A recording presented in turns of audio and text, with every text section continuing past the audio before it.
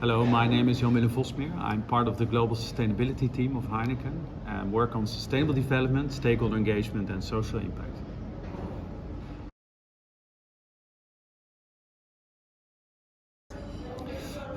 Well, Heineken is a global company. We are working, we have operations in over 70 countries, and we strive to be a positive force for change because people always have been at the heart of our strategy.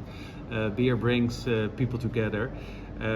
So already being a business, creating jobs, supporting small businesses, paying taxes, that's where we already make an impact. 2023, we paid a total of 15 billion euros of taxes, including excise. That's where you already start to make an impact. But the coin of social impact always has two sides. You want to create a positive impact on one side, but you also need to mitigate any potential negative impact on the other side. And these two go hand in hand together. And one of the goals in our Brew a Better World strategy is that each and every operating company needs to have a social impact initiative in place each and every year. And we have a strategy supported with that, where we ask the operating companies to focus on one of the three following areas. That is creating economic opportunity, specifically for vulnerable groups. Access to water, I already mentioned it, especially in water-stressed areas, and social cohesion, increasing social cohesion, and that's very linked to our purpose, the joy of true togetherness to inspire a better world. And one example, a nice example, is in the UK, for instance, where our colleagues there have a partnership with an NGO called Marmalade Trust to address loneliness in British society, and they actually use the pubs as a kind of a social hub to bring people together who would otherwise not meet each other. So really nice to see how our operating companies are localizing that strategy in many ways.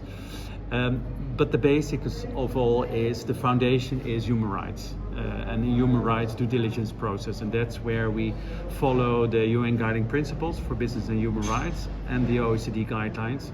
And that's the foundation you need to have in order to mitigate risks, to address certain risks, and to improve conditions where needed.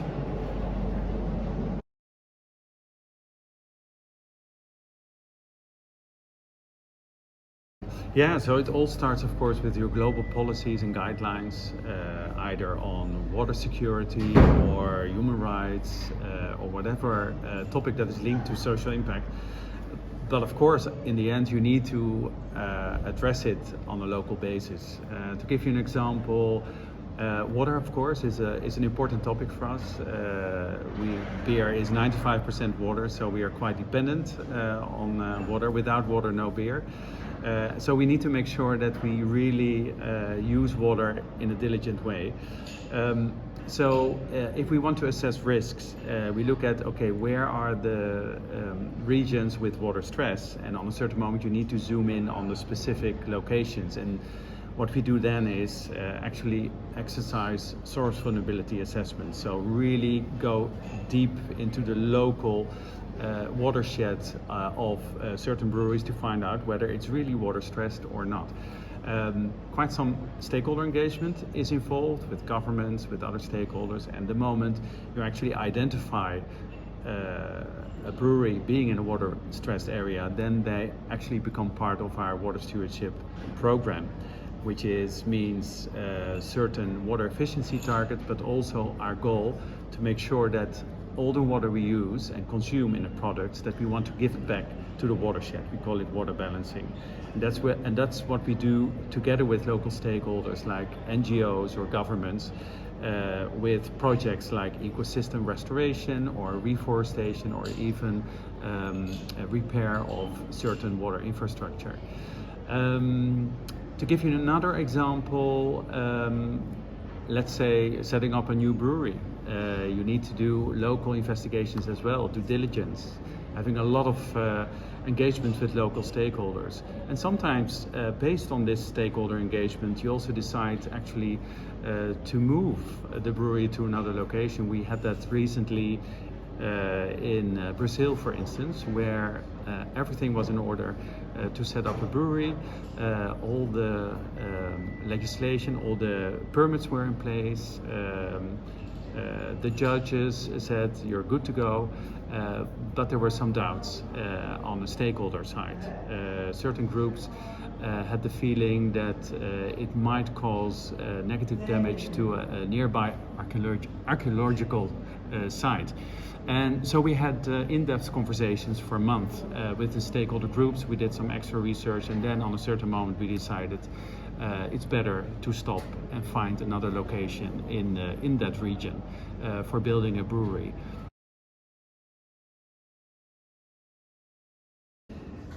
The way we report or the way we disclose is internally we have a very clear reporting system. We have a dashboard where all operating companies see where they are, what their progress is on all the different KPIs within the Brew Better World strategy. But we also have a very clear governance. So leaderships at all levels are involved in our strategy and implementation, including the executive board and the supervisory board. Externally, of course, you need to disclose your progress. I think we've published our first environmental report in the 90s of last century. That has evolved in an integrated annual report, and now we are moving towards CSRD reporting. In 2025, we will publish our first report covering 2024. And of course, also CSDDD is on the horizon, so we're also in full swing to prepare for that regulation. All right, thank you very much, Jan Willem. You're welcome.